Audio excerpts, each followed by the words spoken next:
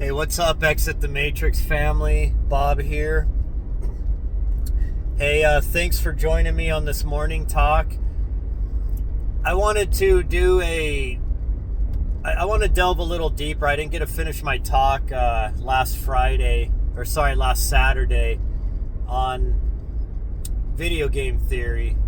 I just found it to be pretty fascinating, and I found as we delved into it that a lot of it makes sense, and at least as far as it essentially is simulation theory, just a little twist on it, I guess kind of explaining it in a way that maybe is simple for people that aren't, used to delving into quantum physics and such, and the reality of this matrix that we find ourselves in. So I find that the video game theory actually ties a lot of stuff together. So I just want to go a little further into it because there were some things that I didn't get to talk about with it. So essentially, those of you that didn't catch my last video on this, it would be worthwhile going back and listening to it because it kind of sets the basis for the conversation. But essentially, what video game theory is, it's a type of theory that ties into simulation theory. That's what this is. That this is a simulated realm. That it is a type of I wouldn't call it a copy of the higher realm that we come from, the higher dimensional, higher vibratory realm, but it's an attempt, I guess, at recreating that realm. Because here's the thing, folks, everything we create in this realm, every invention that our scientists have come up with is already found in the other realm. And it can be manifested instantly in the other realm. See, in that realm we come from, folks, we are high vibratory conscious energy entities. We do not need anything like we do here. We do not need food and water. We do not need a house for shelter, weapons and tools and such. In that realm, whatever you think, it happens. Whatever you want. Like, let's say when you're in that realm, you need to travel quickly. You think of yourself in another spot and you instantly travel there. If you want to eat something, you think it up and you can have it. However, you do not need food to sustain yourself in that realm, but you can still please yourself with food. There is sex in that realm. This has been talked about by people that have had OBEs and NDEs. There is sex in that realm, and it's a little different than here. It's I don't know. It's interesting. What one guy explained was that you don't have like marriage and stuff like that in that realm like you do here. You're not tied to one person, so you can share love freely with other people in that realm, and it's not taboo. And I wish I had more on this, but that is how it's been explained. It's love is a powerful exchange of energy, and it is in this realm also. However, this realm has some slightly different rules to it than the higher vibratory realm does.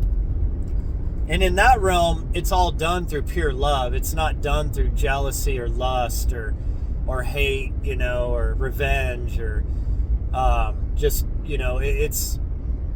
it's just a pure exchange of love between two people, and it's done for pleasure, but coming from a high frequency.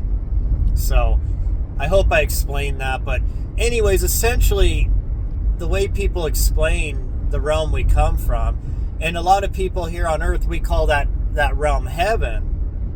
However, that gets kind of discombobulated, because what is called heaven in this realm is oftentimes talked about the sky or space. At least when you read about heaven in the Bible or the cuneiform tablets, it's talking about the sky. about space, about the stars. But oftentimes, people, when they think of heaven, they're talking about this other realm, this like a spiritual realm. And so this realm is essentially a copy of that realm.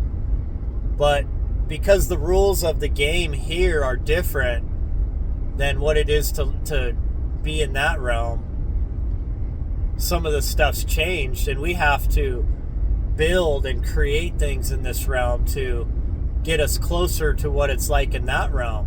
For instance, another thing I just want to touch on, and then we'll move away from this comparison. In that realm, people say you don't need to audibly speak to each other, that you speak telepathically, that your thought forms create, conversation.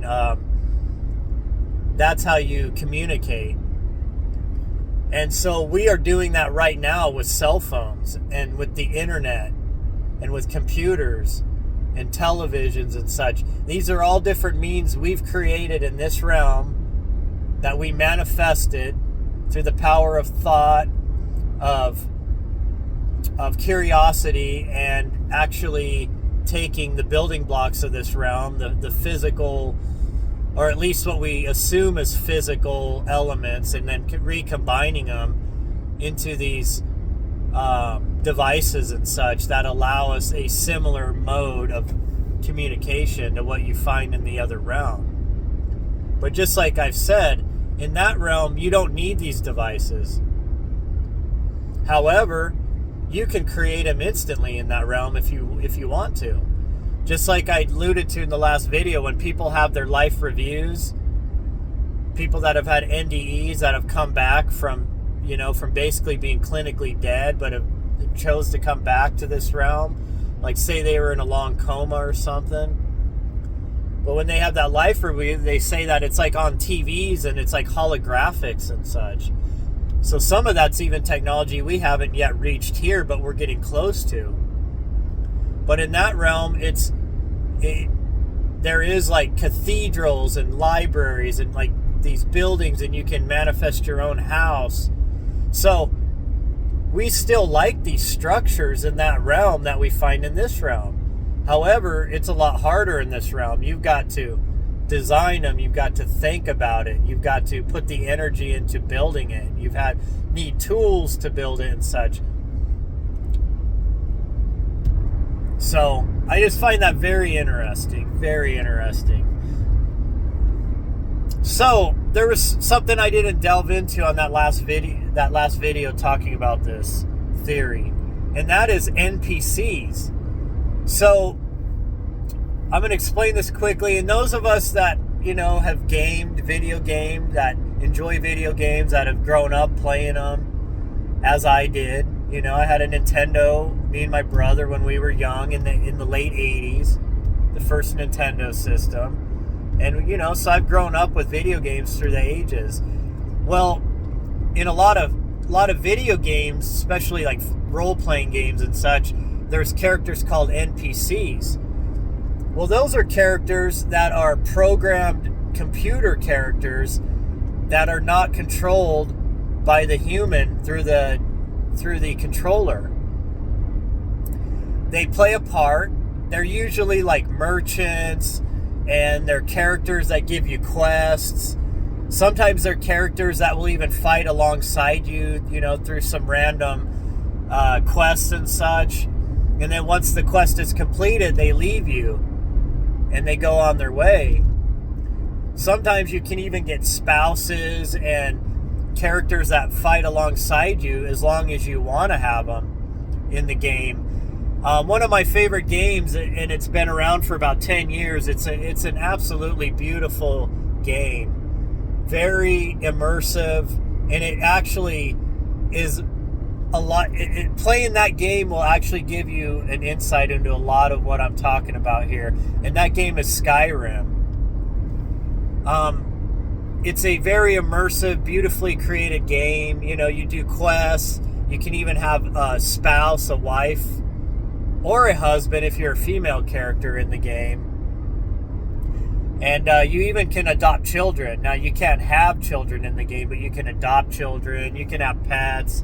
All these things, similar to what we do in the real life here. But these NPCs, they're merchants. They can be like your a guy that fights alongside you. Think of Enkidu in the Epic of Gilgamesh, the fashioned wild man that was Gilgamesh's companion that helped teach Gilgamesh. It kind of like Enkidu, like he kind of balanced out Gilgamesh. He taught him friendship and love and companionship, because Gilgamesh didn't have a wife. Now, they were not, you know what, and I'm not going to say it because I'm sure it'll hit some kind of red flag, but they were not that way. But they were like brothers in arms. They loved each other like brothers. They fought alongside each other. They had each other's back. Well, it helped teach Gilgamesh some empathy also. But it was really interesting because the god Enki created Enkidu, this like created companion, this like wild beast man, almost like Tarzan, to be his companion. Well, in this game Skyrim, you can pick a character to fight alongside you in your hero's journey in the game, just like Enkidu in the Epic of Gilgamesh. And so it's interesting. There's a lot of things that tie back and forth to this realm into video games. Now, the NPC. Now, what does that mean in our world? Well, folks, a lot of us believe, and I'm not 100% on this, but I certainly feel maybe that people get so programmed, so propagandized, that they operate in this realm like an NPC. They just do what they're told. They don't question. They just go to work every day. They do their job. They come home. They watch the news. They go to bed. They go to work the next day. They come home. It's just the same thing over and over. They never challenge themselves. They never research things. They don't inquire about. They don't think about the mysteries of life. They just accept what they're told. They go to church every Sunday and, okay, yep, this is God. That's what I've been told. This is the God. Yep, I gotta pray to Jesus Christ to get saved. Okay. Like, everything they're told to do, they just do it. They're like automatons. So they operate like NPCs. And I'm not saying they are. I'm not trying to dehumanize them, folks. Just understand this, please. I'm not saying 100%, though, at the same time, that there aren't NPCs in this realm that are just programmed characters that fill space in this realm, that are there for specific reasons and uses, but perhaps they are not self-aware. I don't know. It's hard for me, folks, because I don't like to say that about any of our brothers and sisters. But man, is it possible that some of these people could be NPCs? I've done some videos on NPCs, folks. If you want a deeper dive into it, go down through my videos. You can find some videos I've done on that, where I, dedicated a whole video to just talking about NPCs. But I want you to get the basis here and understand how it ties into video game theory. Now, is it possible that you come into contact with certain people in your life, that they set up new quests for you, that they change the direction of your life?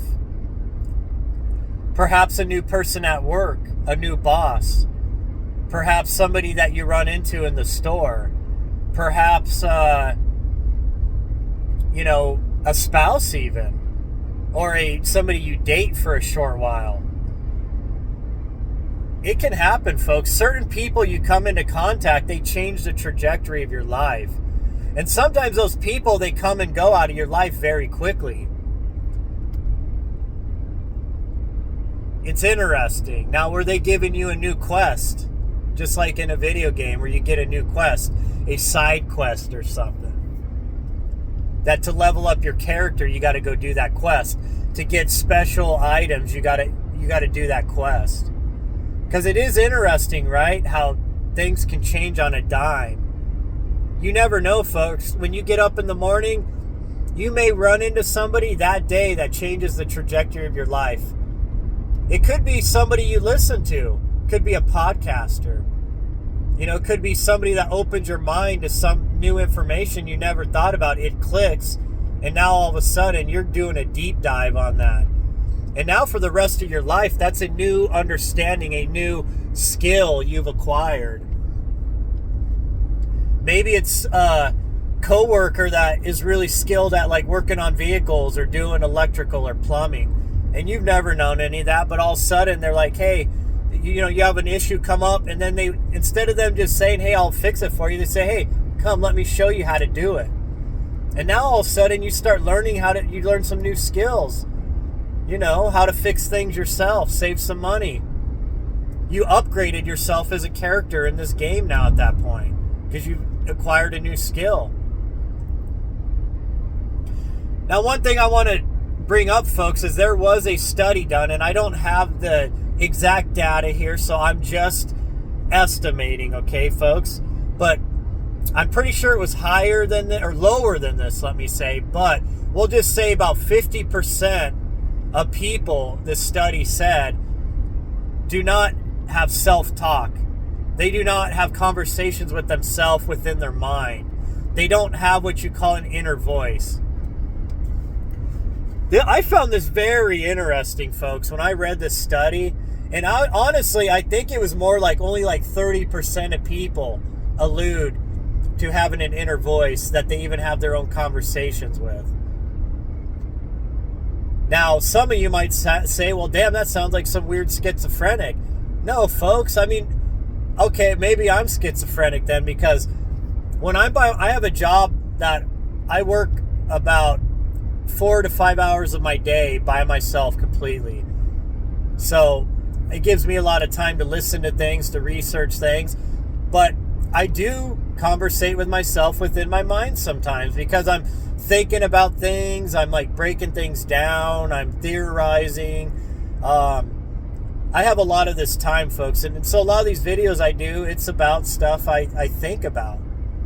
But it blew my mind to think that maybe only 30 to 40% of people do the same thing. Then I started realizing, looking at people all around me, realizing like, wow, a lot of these people are very shallow. They're not deep thinkers. They don't look at the big picture. They don't care about anything besides just minor things, like just talking about movies and music and TV shows and sports and politics.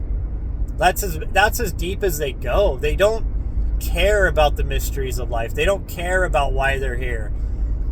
And that, when I started first thinking about simulation theory and video game theory and NPCs, I started wondering like, wow, it is kind of curious how a large part of our population just operates on just pure instinct and programming.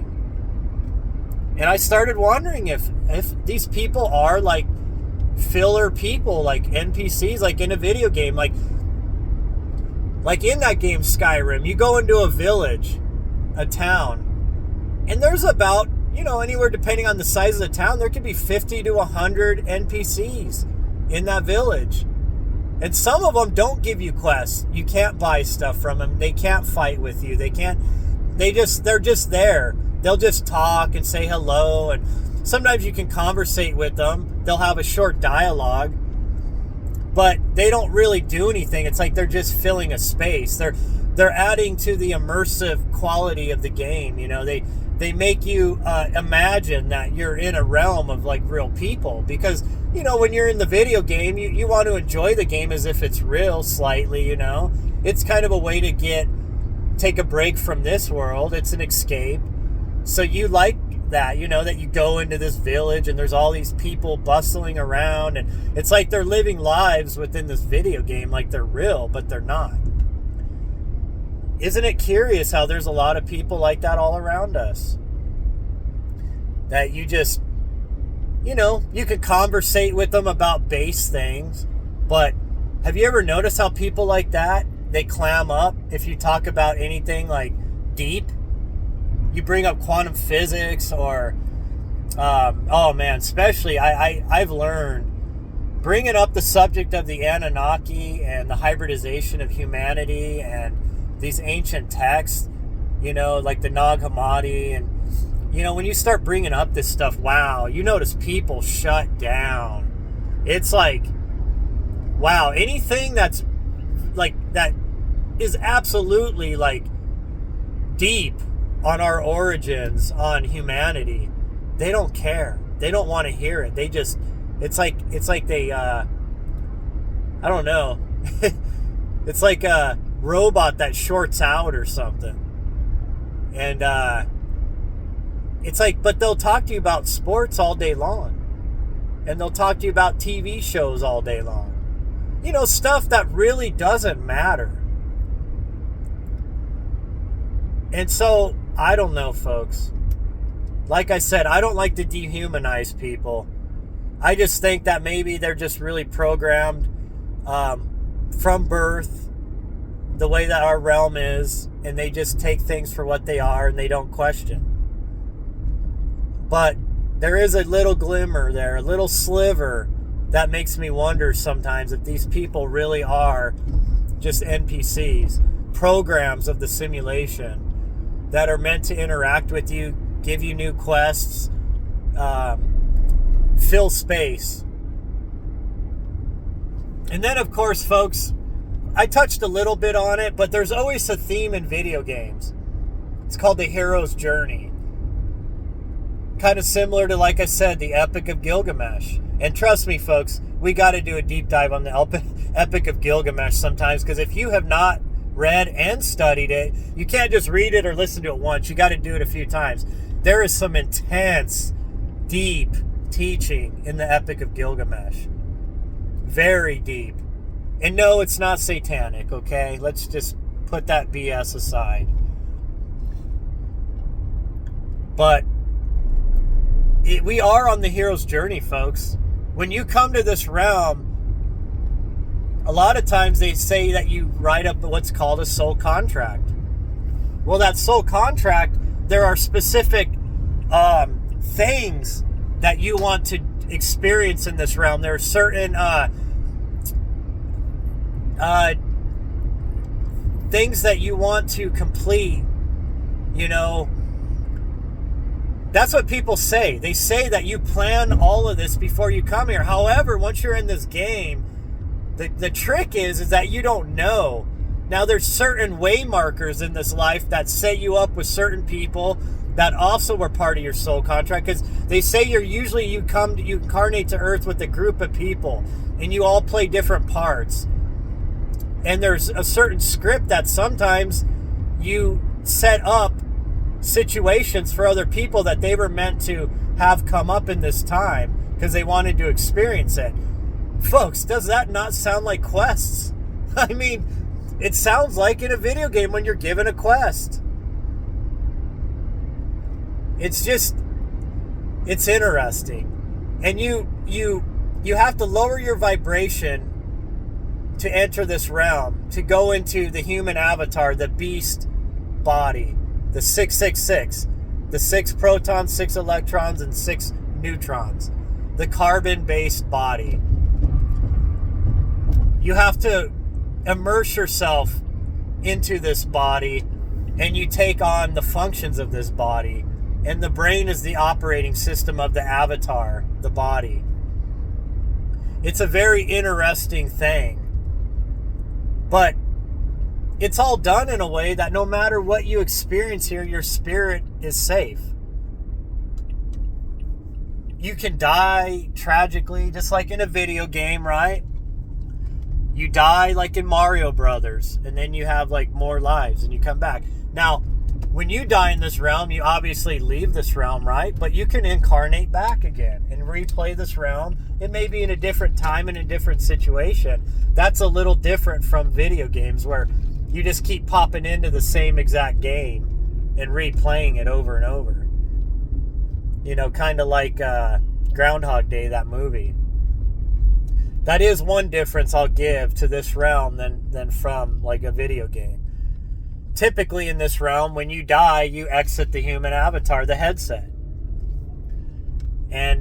But you can rest for a while in the realm we come from. You can meet back up with loved ones. You can, I guess, catch up with things that are going on, you know. I mean, you probably need a break to recharge.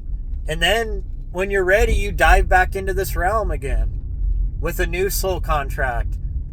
And maybe you wait for those that you came into this realm to come back, so you guys are all back together, and then you can set up a new group contract perhaps. And then this time maybe you play different parts, but you still interact with each other in some way.